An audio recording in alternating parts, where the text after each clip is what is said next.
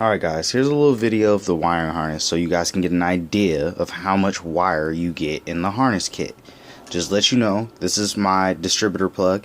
As you can see in there, there is 7 different types, different colors of wire and 2 different gauges. The black wire being the largest, all the rest of them are the same. 24 gauge, I believe.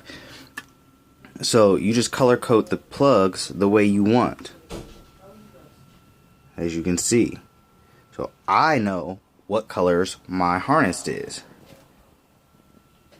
And just to show you how much more harness it is, go ahead and look.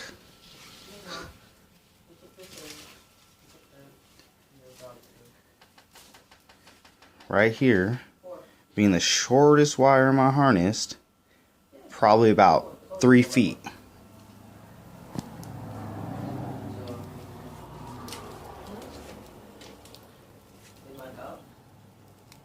Come on now, it's like 5 foot of wire right there, just for the engine.